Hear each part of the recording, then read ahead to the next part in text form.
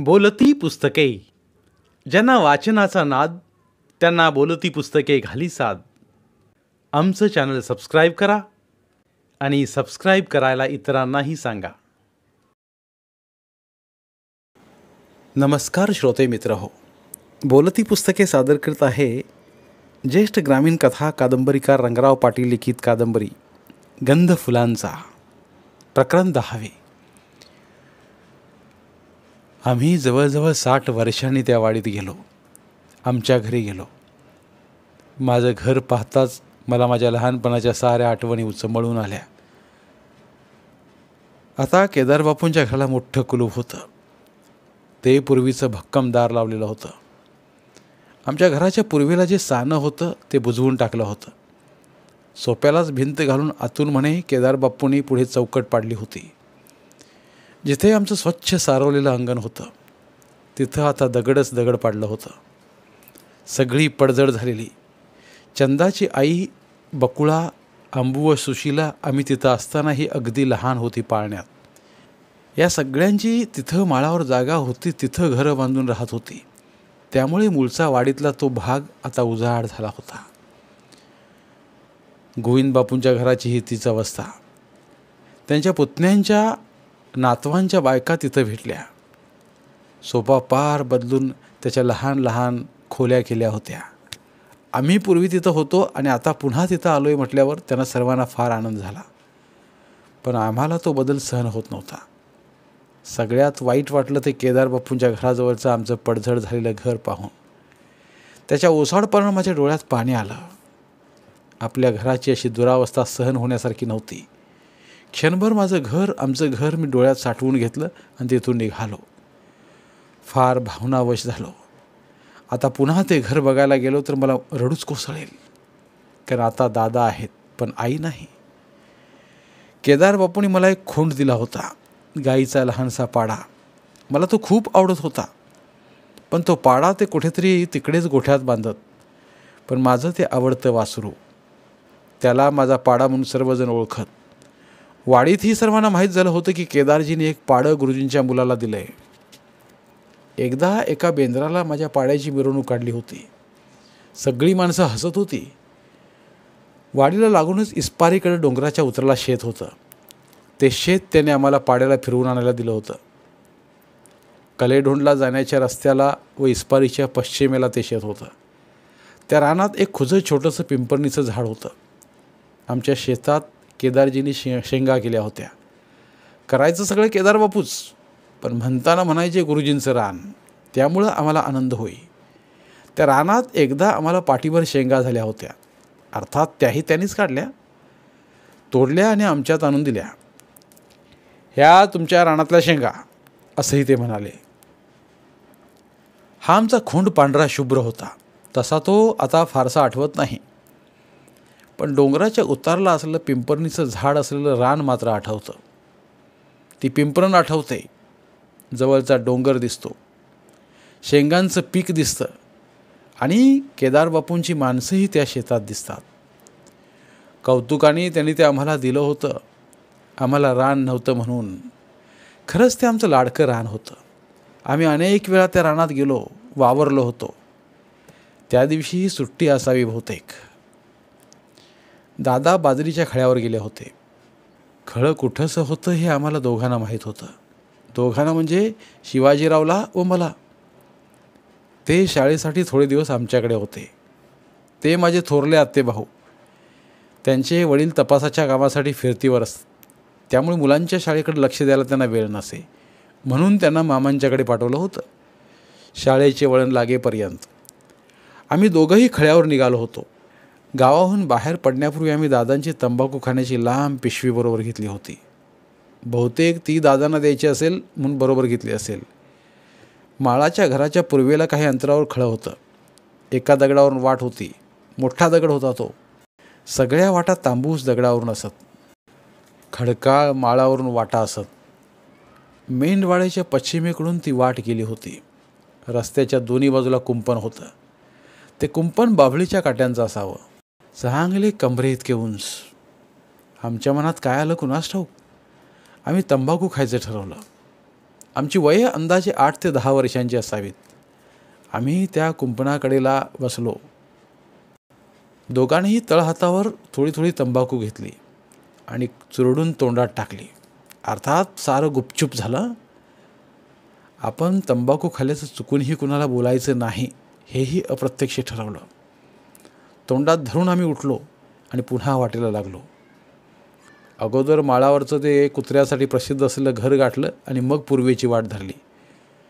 बराच वेळ चालत राहिल्यानंतर आम्हाला उघड्या रानात खळं दिसलं. माणसं बाजरी वाढवीत उपणीत होती. म्हणजे मळलेल्या बाजरीच्या राशीला वारं द्यायचं काम चाललं होतं. बहुतेक केदारबापूंचीच मळणी होती. तिथून तिकडे कडा उतरून गेलं की त्यांचा जवळचा मळा येई. बहुतेक त्या खळ्यावरून केदारबापूंचा जवळचा मळा दिसत असे.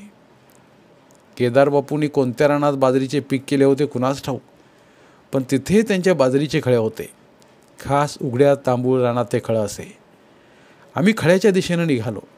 तंबाखू खाल्ल्याचं कुणीच कुणाला सांगायचं नाही हे आमचं ठरलेलं होतं. आम्ही पुढे पुढे गेलो. तंबाखूची पिशवी तिथं दिली. आम्हाला त्या खळ्याची, त्या रानाची, त्या मळणीची गंमत वाटत होती, हौस वाटत होती. आम्ही आत खळ्यात शिरलो आणि काम करू लागलो. मी तुतली थोडी बाजरी घेतली आणि तोंडात टाकली. एवढ्यात शिवाजीराव मला चिडवू लागले. हाय, बाजरी खाल्ली, एकादस मोडली.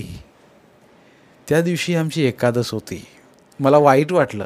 तेवढ्यात त्यांना चिडवण्यासाठी मी म्हटलं, तुझी पण एकादस मोडलीस? तू मगाशी तंबाखू खाल्लीस? तो शिवाजीराव म्हणाले, तू पण तंबाखू खाल्लीस, तुझी पण एकादस मोडली. आमचं हे बोलणं चालू होतं, पण बहुतेक हे बोलणंच गुपचूप चालू होतं. तिथल्या माणसांना आम्ही काय बोलत होतो तेच कळत नव्हतं. ते आपल्याच कामात गुंग असावेत. आम्हाला कुणी त्याबद्दल जाबही विचारला नाही व शिक्षाही केली नाही. पण तंबाखू खाऊन आम्हा दोघांना काही झालं नाही हे विशेष. पुढं काही दिवसांनी शिवाजीराव आपल्या गावाला गेले. ते होते तेव्हा आम्ही सतत एकत्र फिरत असू. मी आणि आई काही दिवसांसाठी गावी गेलो होतो. शिवाजीराव मात्र तरसवाडीत दादांच्या जवळच राहत होते. थोड्याच दिवसात आम्ही परत आलो. वाडीत आलो तर गोविंदबापूंची गाय कशी चुकली व ती शोधायचं काम कसं चाललं होतं याचं रसभरीत वर्णन शिवाजीराव करीत होते. गाय बरेच दिवस लवकर सापडलीच नाही. त्यासाठी गोविंदबापूंच्या घरातील माणसे, स्वतः गोविंदबापू, दादा आणि त्यांच्याबरोबर शिवाजीराव ही गाय शोधायला गेले. कसे गेले ते सांगत होते. वाडीमागच्या उंच डोंगरावर सुद्धा ते कसे गाय शोधायला गेले तेही सांगितलं. गाय हरवल्याचं आणि सापडल्याचं प्रकरण मला फार मजेशीर वाटत होतं. हे ऐकताना आम्हाला डोंगरदऱ्या, गाय आणि तिथला परिसर, वाडीचा पाठीमागचा डोंगर डोळ्यांपुढे उभे राहत होतं. गंमत वाटत होती. गोविंदबापू बऱ्याच वेळा आमच्या अंगणात यायचे. दादांना हाक मारायचे. काहीतरी शाळेत तर बोलायचे. ते फारसे थांबत नसत. ते कधी आमच्या घराजवळून जाणाऱ्या रस्त्यानेच हाक मारत. अंगणात दादा एकदा जळण फोडत होता. मोठी कुऱ्हाड होती. लाकडं फोडण्यासाठी ती असे. एक मोठी ओंडकी दादा फोडत होते. कुऱ्हाड फारच जोराने हाणावी लागत असे. तेव्हा एखादा ढलपा उडत असे. आई आमच्या घराच्या पायरीवर बसून हे सगळं पाहत होती. मी तिथूनच इकडे तिकडे फिरत होतो. ढलपी उडून लागेल, जवळ येऊ नको असं दादाने मला 1-2 वेळा सांगितलं. पण मला काही ते इतकं महत्त्वाचं वाटलं नाही. पण दादांना त्यातला धोका माहीत होता. त्यांना माझा राग आला. त्यांनी सांगूनही मी त्यांच्याजवळून आईकडे निघालो होतो. इतक्यात दादाने कुऱ्हाड खाली ठेवली व मला 2 झटके दिले. आताही माझा 6 वर्षांचा नातू मला ऐकत नसला की दादा सांगतात, दुसरीकडे कुठं मारायचं नाही, टिरी घसून मार द्यायचा. इतर ठिकाणी गालावर, पोटावर, मानेवर लागेल म्हणून दादा मलाही सूचना देतात. पण एवढा विचार करायला वेळ नसतो. रागाच्या भरात मी नातवाला गालावर मारले की दादांना मग राग येतो. आयुष्यात दादांनी मला तरसवाडीत लाकूड फोडताना आणि दुशेऱ्यात पोहायला नदीला गेल्यावर असा 2 वेळाच मार दिला. पण त्यांचा दरारा अखंड टिकला. अगदी आजपर्यंत टिकून आहे. त्यांच्याबद्दल आदरयुक्त भीती माझ्या मनात अजूनही दडून आहे. आईने तरसवाडीत मला 2 वेळा चांगला खरपूस मार दिला होता. एकदा शाळेपुढे खेळताना आणि एकदा कप भरून चहा मागताना हट्ट केल्यामुळं व आईला पायावर दाराचा दगड मारल्यामुळं. शाळेपुढून मात्र आईने मला घरापर्यंत चोपत आणले होते. ती आईची भीती जन्मभर पुरली, अगदी रिटायर्ड होईपर्यंत. पण त्या भीतीत देखील सुख असतं हे मला अनेक वेळा जाणवत असे. केदारबापूंच्या अंगात एक दंडकं, दणक्याच्या खिशात एक पान खायची पिशवी, कदाचित बटवाही असावा. आखूड गुलद्या रंगाचं धोतर आणि डुईला एक साधासुधा फेटा. काळ्या पांढऱ्या खुरट्या मिशातून त्यांनी पान खाल्लेलं ओठ दिसायचे. दणक्याचं कापड मात्र साधंसुद्धा असायचं. ते वाडीतल्या कुठल्याही कामासाठी धावून येत. कष्टाळू व प्रेमळ होते ते. वाडीत गोराची साथ आली होती. बरीच मुलं आजारी पडली होती. मलाही या साथीची झळ पोचली होती. वाडीतल्या बायका बघायला येत होत्या. कुणी कुणी काही बाई औषधं सांगायचे. वावडं द्या म्हणजे गोवर बरा होतो. बायका काहीतरी सांगायच्या, पण माझा गोवर हटत नव्हता. आईला फार काळजी वाटून राहिली. आता काय करायचं? या वाडीत औषध पाणी नाही, डॉक्टर नाही. काही बायका म्हणायच्या, याच्यावर डॉक्टरचं काही चालतच नाही. त्याचा बहर कमी आला की आपोआपच कमी होतो. वाडीत कितीतरी मुलांना हा गोवर झालेला होता, पण माणसं बेफिकिरी होती. काळजी सगळी होती ती माझ्या आईलाच. दादांना काय उपाय करावा ते सुचेना. मग कुणीतरी सांगितलं की हुंबराचं पाणी पाजा. मग हुंबराचं पाणी तर लगेच कुठलं? हुंबराला भांडं लावून ठेवलं तर संपूर्ण रात्र जावी लागते, तेव्हा त्या भांड्यात पाणी साठतं. हे केदारजींना कळलं. ते लगेच उठले. एक भांडं घेतलं आणि अंधाराचेच निघाले. जाता जाता दादांना म्हणाले, गुरुजी, मी हुंबराला भांडं लावून येतो, काही काळजी करू नका, होईल बरं. आणि मग रात्रीचे सुटले. गावाबाहेर दूर कुठेतरी हुंबराचं एक भलं मोठं झाड होतं. तिथं जाऊन त्या हुंबराला 2-3 कुऱ्हाडीनं घाव घातलं आणि भांडं बांधलं. त्यात हुंबराचं पाणी थेंब थेंब येऊ लागलं. मग घरी आले. दादांना म्हणाले, गुरुजी, आता पाणी घेऊन येतो ते पाजा, गवर कमी येतोय. अगदी पहाटेच्या अंधारातच केदारबापू पळत निघाला. हुंबराचं भांडं काढलं आणि पळतच येऊ लागलं. वाटेत माणसं विचारू लागली, अरे केदार, काय काय गडबड? हुंबराचं पाणी. दमगीर केदारबापू उत्तर देत, कशाला? मास्तराचं पोहार आजारी आहे, गवर झाला आहे. मग त्याला एवढं पळाय काय झालंय?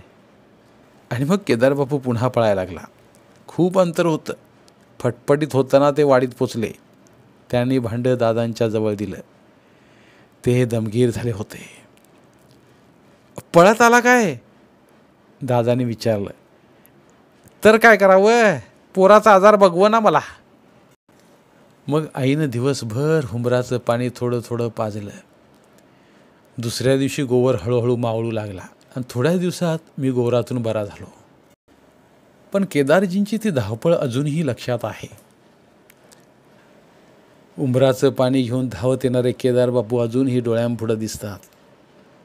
धन्य ती माणसं आणि तो माणदेश. तरसवाडीनंतर आमची बदली कराड तालुक्यातल्या दुशेरे या गावी झाली. तिथे त्यांनी अतिशय उत्तम काम केले. त्यांची आणि घरमालक यांची मैत्री झाली. भावाभावात वागत. त्यांच्या बायकोला भाऊ नव्हता, साऱ्या बहिणीच. त्यांची बायको गुरुजींना भाऊ माने. अजूनही गाठ पडली तर एकमेकांच्या गळ्यात पडून रडतात.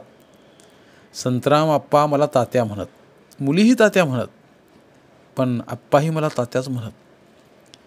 त्यांच्या मालकिनीला मी व माझी आई इंदूची आई म्हणत असू. इंदू थोरली मुलगी म्हणून ती इंदूची आई. तिथं मी चांगला वाढलो. इंदूच्या आई आपल्या मुलांच्या बरोबर मला सीताफळे रामफळे द्यायच्या. घरमालकांच्या गुऱ्हाळात दोघी राजीगऱ्याचे लाडू बांधत. घरमालक म्हणत, किती बांधायचं तेवढं बांधा. माझी आई व इंदूची आई राजीगऱ्याच्या लाह्याच्या मोठ्या पाट्या घेऊन गुऱ्हाळ घरात जात. लाडू बांधत. लाडवात भाजलेले शेंगदाणे असत, ते काजू गळत लागत. दुशेरे येथे मारुतीच्या देवळामागं चाफ्याचं व पारिजातकाचं झाड होतं. शाळा सुटताच मी तिथं सवंगण्यांबरोबर खेळायला जाई. पारिजातकाचं झाड लहान होतं, त्यावर सहसा चढता येई. जणू ते बालकांबरोबर बालकच झालेलं असे. त्याची पांढरी शुभ्र कोवळ्यासारखी दांडा असणारी फुलं सर्वत्र सुगंध पसरवत. सारा आसमंत त्या फुलांच्या सुगंधाने दरवळे. त्यावर चढून दूर पाहता येई. मग दूरवर जाणारी पायवाट दिसे. त्या वाटेवरून जाणारी येणारी माणसं दिसत. गावाच्या दक्षिणेला असल्या महारवाड्याची घरं दिसत. तक्क्या दिसे. पूर्वेचा खळखळणारा ओढा दिसे. पूर आला की कृष्णेचे गढूळ पाणी ओढ्याने वर चढे. ते अगदी चहासारखे दिसे. त्या पाण्यात माझे मित्र मासे पकडायची टोपली टाकत. एका पंजाब नावाच्या मित्राने मला एकदा टोपल्यात सापडला ढोकरा मासा दिला होता. निकाऱ्यावर भाजून खायला मोठ्या प्रेमाने दिला होता. हा पंजाब कुस्त्या करीत असे म्हणून त्याला पंजाब म्हणत असावेत. श्रीरंग हा माझा आणखी एक दोस्त. घारोळ्या डोळ्यांचा गोरा पान. जिथं आम्ही बदलीहून आल्यानंतर त्या घराची आणि आमची चांगली ओळख झाली होती. कधीतरी मी तिथे जाई. एकदा तिथे गेल्यानंतर माडीवर पत्र्याच्या घरावर वांडरं उड्या मारत होते, पण घरातून दिसत नव्हते. समोरच्या माडीवरच्या घरात त्याची चुलत बहीण राहत होती. निळं पातळ होतं, थोरली होती. पुढं तिचं लग्न होऊन तिला सैदापुरात दिली, पण ती बहीणही तिथं आली होती. श्रीरंगने वांडरांना फळीनं बडावलं. मी, श्रीरंग व त्याची बहीण खळखळून हसलो. श्रीरंगला एकदा कुत्रं चावलं होतं. घोट्याला जखम होती. कसलं तरी पांढरं औषध लावलं होतं. पाण्यात पाय बुडवायचा नव्हता. त्याच्या मळ्याकडे जाताना वाटेत खळखळणारा ओढा लागे. मोठमोठ्या दगडावरून तो वाहत होता, त्यामुळं त्याचा आवाज येत होता. मी, श्रीरंग आणि कुणीसा मित्र त्याच्या मळ्याकडे निघालो होतो. त्या मळ्याला ते कोंडार म्हणत. ओढा आल्यावर त्याने माझ्या व मित्राच्या खांद्यावर हात ठेवले व एका पायावर लंगडत तो चालू लागला. सर्वजण पलीकडे गेलो. कोंडारला वळसा घालून ओढा धावत होता. त्याचे वडील 42च्या चळवळीतले स्वातंत्र्य सैनिक होते. घरात लायसनची बंदूक होती. ती पाठीला लावून ते मळ्याकडे जात. श्रीरंगला आपल्या आबाचा फार अभिमान वाटे. त्याने एकदा आम्ही मुलं गप्पा मारत बसलो असताना आमचा आबा लांब तिकडे डोंगराकडे हागाय जातात असं सांगितलं होतं. यावर सर्वांनाच त्याची गंमत वाटली होती. श्रीरंगच्या वडिलांचा भाऊ औंध संस्थानात पोलीस इन्स्पेक्टर होता. काळी फर कॅप असायची, पांढरं शुभ्र धोतर, तसलाच शर्ट. ते गावातून धोतराचा काठ हातात धरून झोकात चालत. एकदा मी मारुतीच्या देवळाच्या पूर्वेच्या पटांगणात खेळत असताना त्यांचे ते पोलीस इन्स्पेक्टर भाऊ कुठून तरी गावाहून आले. त्यांच्या एका हातात पिशव्या होत्या, तर दुसऱ्या हातात एक चौकोनी मोठा डबा होता. त्याने तो डबा माझ्या हातात दिला आणि सांगितलं, तुझ्या आत्तीनं दिला आहे. त्यात दिवाळीचा फराळ होता. माझ्या आत्तीचं मालकही पोलीस इन्स्पेक्टर होते. एकदा तिथले करांडे हेडमास्तर भाऊसाहेबांशी बोलताना काहीतरी चुकले. त्यांना भाऊसाहेब म्हणाले नाहीत. त्यामुळे त्यांना फार राग आला आणि तणतणत ते मारुतीच्या देवळाच्या पश्चिमेला असलेल्या मोकळ्या मैदानाच्या वाटेनं क्रुद्धपणे चालले होते. तेवढ्यात करांडे मास्तर धावत तिथे आले. अहो भाऊसाहेब, अहो साहेब, माझं चुकलं असं म्हणताच त्यांचा राग निवळला. कृष्णेला एकदा खूप मोठा पूर आला. सगळं गाव पुरानं वेढलं. गाव वाहून जाते की काय अशी सर्वांना भीती वाटत होती. पाणी अगदी मारुतीच्या देवळाजवळ आलं होतं. तिथला एक चढ त्या पाण्यानं ओलांडला की पाणी गावात अतिशय वेगानं शिरणार होतं व गाव बुडवणार होतं. सगळी माणसं रात्रभर नदीच्या काठानं पाणी उतरते का चढतं हे पाहण्यासाठी फिरत होती. पाण्याच्या हद्दीवर काटक्या रोवत फिरत होती. त्यांच्यात शिंदे भाऊसाहेब पण फिरत होते. मग भाऊसाहेबांनीच गावात बातमी आणली की पाणी उतरायला लागलं आहे. रात्रभर ते नदीच्या काठानं काटक्या रोवत फिरत होते. त्यांच्या या बातमीनं सगळा गाव आनंदून गेला. एकदा श्रीरंगनं घोडं आणलं होतं. फार उंचही नव्हतं व फार खुजही. ते पांढरं तांबूस होतं. काळी भोर आयाळ आणि काळ्या शेपटीचा झुपका. श्रीरंगनं कुठून तरी ते आणलं होतं. कोणीतरी पाहुण्यानं दिले असं काहीतरी तो म्हणे. घोडा आणल्याची बातमी तो आम्हाला सांगत होता. आटके या गावाला त्यानं ते पाठवलं होतं. तिथं घोड्याला पौंडावर कसं चालायचं हे शिक्षण कोणीतरी एक माणूस देत होता. रोज तो घोड्याच्या गप्पा मित्रांना सांगायचा. घोड्यांचं शिक्षण एकदाच झाल्यावर घोडा आलं श्रीरंग त्यावर बसून चाफ्याच्या पारिजातकाच्या झाडावर जवळ आला. मी तिथंच होतो. शंकर नावाचा त्यांचा एक काटकुळा जिवलग मित्रही होता तिथं. आम्हा तिघांची गट्टी होती. त्यानं शंकरला घोडं बसायला दिलं. शंकर टुनकन उडी मारून घोड्यावर बसला आणि मग घोडं निघालं. पौंडावर घोडं कसं चालतंय हे कुणालाच कळलं नाही. ते हळूहळू निघालं आणि चाफ्याच्या झाडाच्या पश्चिमेला असलेल्या पांढऱ्या मातीच्या डगरीवर तसंच शंकरला घेऊन चढलं. शंकर खाली बरगड्यावर कोसळला आणि मोठ्यानं ओरडला. मग मी व श्रीरंग खूप खूप हसलो. मग मी बसलो. थोडा वेळ घोडं चालवलं. गंमतच वाटली. धन्यवाद. उर्वरित कादंबरी पुढील भागात. धन्यवाद. बोलती पुस्तके श्रोते मित्रांसाठी मराठी साहित्याचा खजिना फक्त 59 रुपयात. फक्त 59 रुपये माफक फी भरून आमच्या साहित्यरत्न या चॅनलचे सभासद व्हा व भरपूर मराठी ऑडिओ बुक्सचा आस्वाद घ्या.